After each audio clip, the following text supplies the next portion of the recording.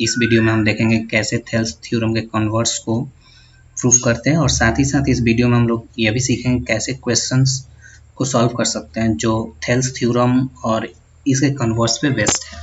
तो चलिए आज का वीडियो हम लोग शुरू करते हैं थेल्स थ्योरम से, थेल्स थ्योरम के कन्वर्ट्स से। Okay, if A line divides any two sides of a triangle, ये जो इसका स्टेटमेंट है इस थ्योरम का, उसको हम लोग पहले देखते हैं। If line divides any two sides of a triangle in the same ratio then the line must be parallel to the third side. अगर कोई भी एक लाइन दो साइड्स को, किसी भी ट्रायंगल के दो साइड्स को एक सेम रेशियो में डिवाइड करता है, तो वो जो लाइन है जो अदर टू साइड्स को सेम रेशियो में डिवाइड किया है वो पैरेलल होगा थर्ड साइड का। स्टेटमेंट यही है। हम लोग इसमें प्रूफ क्या करना है कि अगर यह जो AD बाई DB और AE by EC equals to दिया, मीन्स दोनों का रेशियो अगर इक्वल है, तो हमको प्रूफ करना है कि जो DE है वो पैरेलल होगा किसके, BC के। ठीक है, तो इसमें क्या क्या दिया हुआ है, a triangle ABC and a line L intersecting AB at D and AC at E such that AD by DB equals to AE by EC। To prove इसमें हम लोग करना है कि DE जो है पैरेलल होगा किसके, BC के। If possible, let DE not be parallel to BC, then there must be another line through D which is parallel to BC. Let DF parallel to BC. हम लोग पहले मान लेते हैं कि इसमें जो यह लाइन DE है वह पैरेलल नहीं है किसके, BC के पैरेलल नहीं है। तो एक दूसरा लाइन होगा जो क्या होगा, यहाँ से D से पास करेगा और यह BC के पैरेलल होगा, तो हम लोग लिए DF which is parallel to BC. So here we have considered that DF is parallel to BC, DF जो है BC के पैरेलल है। then Thales theorem, by the Thales theorem we have, अब Thales theorem का use करके हम लोग लिख सकते हैं कि AD by DB equals to AF by FC। ठीक है, क्योंकि Thales theorem में हम लोग ये पढ़े हैं कि अगर कोई भी एक लाइन एक साइड्स को, किसी भी ट्रायंगल के एक साइड के पैरेलल है, तो जिस दो लाइन को वो इंटरसेक्ट करेगा उसको सेम रेशियो में डिवाइड करता है। तो यहाँ पे AD by DB equals to AF by FC, इसको हम लोग इक्वेशन फर्स्ट मान लेते हैं। ठीक है, but AD by DB equals to AE by EC, यह पहले से दिया हुआ है, गिवन हम लोग क्वेश्चन में कि AD by DB जो है वह AE by EC के इक्वल है। तो यहाँ पर दोनों का LHS इक्वल है, तो RHS भी इक्वल होगा। तो हम लोग यहाँ से इसको लिख सकते हैं, from equation 1 and 2 we get AF by FC equals to AE by EC, F by FC plus 1 equals to AE by EC plus 1। तो यहाँ पे 1 दोनों साइड क्यों हम लोग ऐड कर रहे हैं, दोनों साइड 1 ऐड करने का एक ही मकसद है, हम लोग चाहते हैं कि इसमें FC और EC जो है दोनों को इक्वल कर पाए। और इन दोनों को इक्वल कर लेते हैं FC और EC को, तो AC देखो FC F to C and A to F, AF और FC और EC अगर दोनों इक्वल हो जाते हैं, जैसे कि इसके जस्ट पीछे वाले हम लोग यहाँ पर जो देखे थे अलग अलग जो था, F और E दोनों अलग अलग पॉइंट यहाँ पर हम लोग कंसीडर किए। लेकिन अगर हम लोग FC और EC दोनों को इक्वल कर लेते हैं, अगर इक्वल मान लेंगे, तो इक्वल अगर प्रूफ कर पाते हैं तो यह हो जाए कि F और E दोनों अलग अलग पॉइंट नहीं, दोनों एक ही पॉइंट है। ठीक है, इसलिए हम लोग दोनों साइड 1 ऐड किए, 1 ऐड और 1 ऐड करने से FC और 1 का LCM FC आएगा, और AF plus FC equals to EC और 1 by 1 का LCM EC हो जाएगा, EC से EC कैंसिल होगा, 1 इंटू AE होगा, प्लस EC को 1 से मल्टीप्लाई करके लिखे EC। इन दोनों को ऐड करते हैं तो AF plus FC equals to AC आएगा।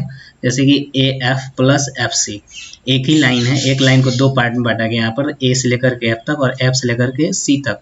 तो AF और FC को अगर ऐड कर दिया जाए तो क्या होगा, AC मिल जाएगा, और EC और AE प्लस EC को ऐड किया है तो भी क्या मिलेगा, AC मिलेगा। तो इसलिए यहाँ पर AF plus FC equals to AC और AE plus EC equals to AC हो गया। यहाँ से AC और AC कैंसिल हो गया, तो यहाँ पर क्या मिला हम लोग को, FC और EC।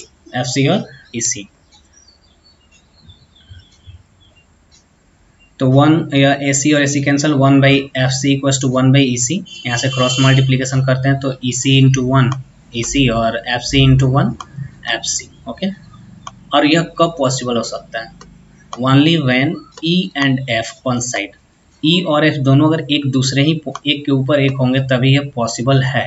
नहीं तो जैसे मान लो कि एक ये लाइन, एक हम लोग लाइन ड्रॉ किए छोटा सा, ठीक है, थोड़ा सा टेढ़ा हो रहा है, कोई बात नहीं। और यहाँ पर हम लोग पॉइंट, यह मान लिए सी है और यह मान लिए ई है, ठीक है। तो अगर दोनों अलग अलग पॉइंट्स हो गए तो हम लोग कैसे बोल सकते हैं कि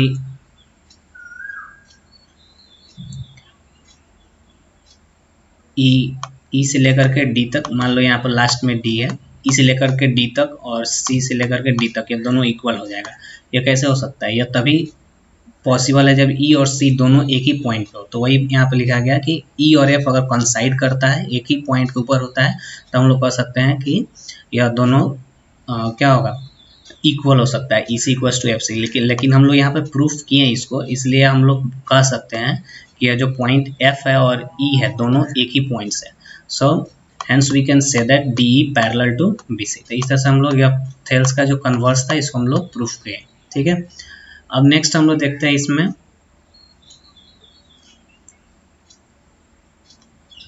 समरी, जो हम लोग इसके पहले वीडियो में देखे थे, ये जो 3 समरी आया था, अगर यह डी जो है वह पैरेलल है बीसी के, तो हम लोग के पास A D by D B 3 result था उस समय।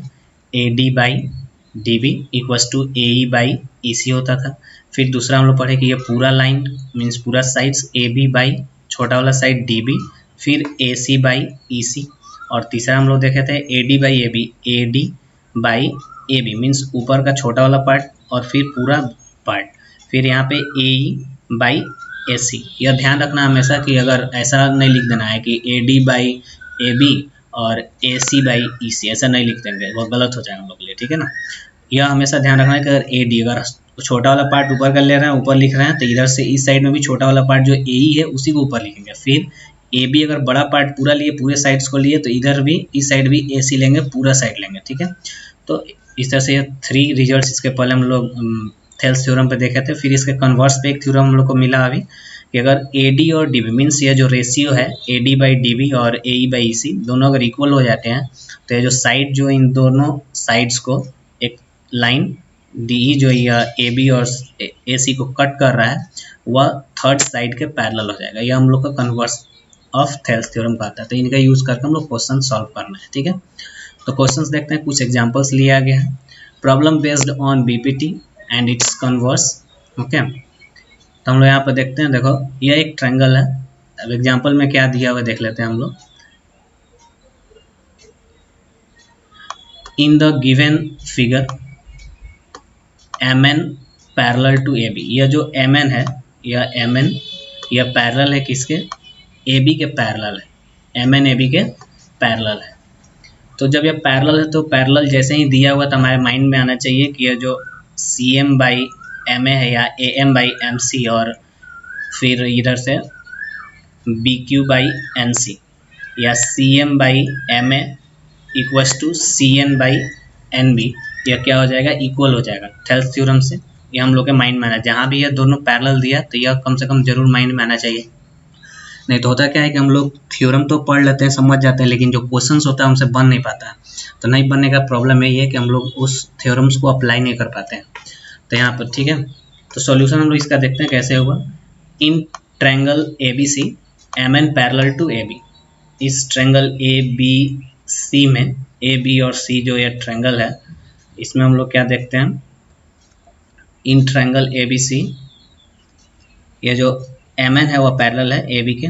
सो we can write MC by AC, MC देखो यहाँ से MC बाई AC मतलब ये पूरा, ठीक है। पहले ये छोटा वाला लिए हम लोग MC, फिर पूरा लिए AC इक्वस टू NC। तो देखो पहले इधर से छोटा वाला ले रहे हैं, इधर से NC, और फिर पूरा ले रहे हैं हम लोग कितना, क्या, BC, ठीक है, MC और BC। तो यहाँ पे हो गया आपको NC बाई BC। तो MC और NC इधर दोनों छोटा वाला और फिर दोनों बड़ा वाला साइड्स, तो इस तरह से हो गया बाई थेल्स थ्योरम। ये हम लोग कहाँ से लिए, थेल्स थ्योरम से। तो अब हम लोग देखते हैं यहाँ पे इसका वैल्यू रख कर। अब देखो यह जो निकालना किसका वैल्यू हम लोग को है, BN का वैल्यू बताना है कि BN का वैल्यू क्या होगा। ये जो BN है इसका वैल्यू बताना है कि इसका वैल्यू क्या होगा। तो इसका वैल्यू हमको निकालना है, तो कैसे निकालते हैं देखिए। सबसे पहले इसका वैल्यू निकालने से पहले हम लोग क्या करते हैं, इस एनसी का वैल्यू निकाल लेते हैं। ठीक है, किसका वैल्यू निकाल लेते हैं, एनसी का। एनसी का वैल्यू निकालेंगे, यहाँ से पहले एनसी का वैल्यू निकालते हैं। एनसी का क्यों, क्योंकि ऑलरेडी दिया हुआ है कुछ वैल्यूज इसमें। ए एम सी बाई, अब ए सी को हम लोग दो पार्ट में बांटे, A M plus M C, M plus M C. क्यों, तो एम सी दिया हुआ है यहाँ पे क्वेश्चन में, एम सी इक्वल टू कितना है 2 सेंटीमीटर है। और फिर ए एम और एम सी का वैल्यू, तो ए एम भी दिया हुआ है 4 सेंटीमीटर, एम सी दिया और बी सी दिया हुआ है। बी सी ये पूरा दिया है बड़ा वाला, ठीक है ना। तो यहाँ से यहाँ पे हम लोग लिखे M C by A C equal to N C by B C. तो बी सी का वैल्यू हमको पता है 7.5 सेंटीमीटर दिया हुआ है, लिख दिया हम लोग। और यहाँ पे देखो ए एम का वैल्यू 4 है और एम सी का वैल्यू 2 है, और तो यहाँ भी एम सी का वैल्यू 2 पुट किया और 4 + 2। तो ऐसे अब यहाँ पे 2/6 और इधर n बाई 7.5, तो एन सी क्रॉस मल्टीप्लीकेशन करेंगे तो 7.5 जो है इस साइड आएगा, तो एन सी इक्वल टू आ गया 2/6 इंटू 7.5। इसको सॉल्व करेंगे हम लोग 2.5 सेंटीमीटर आ गया। तो यह किसका वैल्यू आया हम लोग का, एन सी का वैल्यू आया इसका 2.5 centimetre, 2.5 centimetre. Hence B N, अब बी एन का वैल्यू निकालना है। तो बी एन का वैल्यू निकालना है तो ये पूरा हमको पता है, इस पूरे का वैल्यू कितना है 7.5 है। फिर यह एन से लेकर के सी तक का वैल्यू पता है कितना है, तो हम लोग क्या कर सकते हैं, बी से लेकर के एन तक का वैल्यू निकाल सकते हैं। पूरे बी सी में से इस एन सी को माइनस कर देते हैं, B C minus N C, तो वैल्यू हम लोग कितना आ जाएगा 5 सेंटीमीटर। तो यह था हम लोग का क्वेश्चन किस पे, थेल्स थ्योरम पे। इसका अब नेक्स्ट एक और क्वेश्चन देखते हैं जो वो भी थेल्स थ्योरम पे ही होगा। देखो यहाँ पे in the given figure DE parallel to BC and AB by DB equals to 3/5।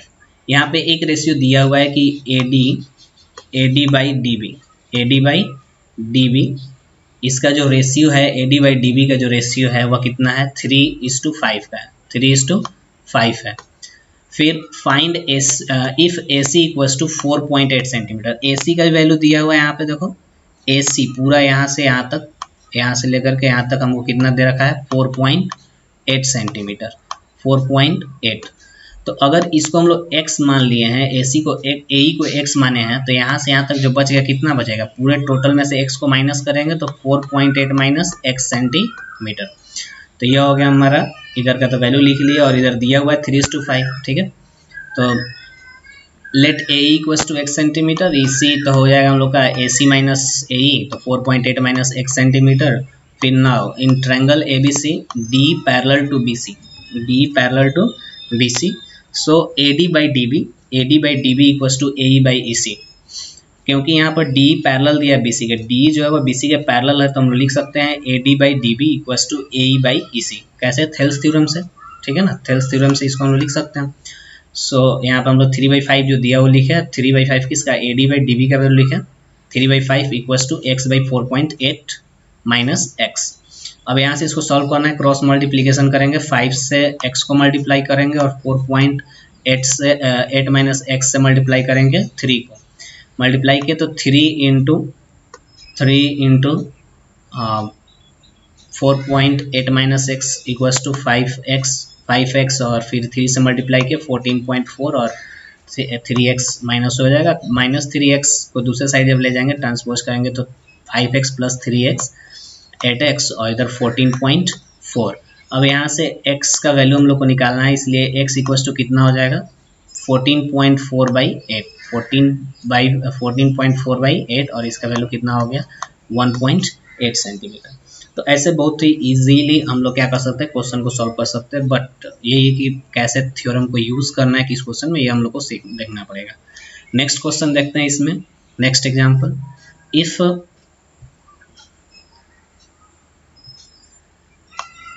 D and E are points on the side AB, D और E जो है पॉइंट AB और AC इन दोनों पे साइड है, ठीक है। पॉइंट हो गया ए बी पे और ए सी पे 2 पॉइंट है, एक डी पॉइंट है और एक ई पॉइंट है of triangle A B C such that A B equals to 5.6 centimetre, A B जो है वह 5.6 सेंटीमीटर है, A D equals to 1.4 centimetre और जो ए डी है वह 1.4 सेंटीमीटर है, A C equals to 7.2 centimetre and A E equals to 1.8 centimetre. सबका जो भी वैल्यू है उसको यहाँ पर लिख दिए हैं। यहाँ से देखो, पहले आप लोग भी ऐसा कर सकते हो ताकि कंफ्यूजन कम हो। तो ये पूरा का वैल्यू दिया है, ए सी का वैल्यू दिया है और फिर ए बी का वैल्यू दिया हुआ है, फिर ये दोनों छोटे वाले का दिया है। ठीक है, तो हम लोग को करना क्या है यह देखते हैं।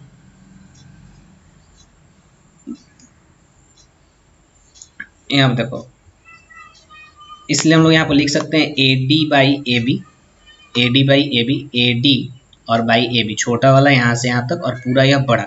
ठीक है, A D by A C equals to 1.4 by 5.6, इसको सॉल्व के कितना है 1/4। हम लोग को प्रूफ जो करना था तो पता है ना, हम लोग प्रूफ करना है कि डी जो है वो पैरेलल प्रूफ करना है किसके, बी सी के। तो यह किस में था, हम लोग कन्वर्स जो थ्योरम देखे थेल्स का, उसमें हम लोग पढ़े कि अगर रेशियो को हम लोग इक्वल कर देते हैं, अगर रेशियो को इक्वल करते हैं तो जो लाइंस होगा जो उसको इंटरसेक्ट करेगा वह दोनों क्या हो जाएगा, पैरेलल हो जाएगा थर्ड साइड के।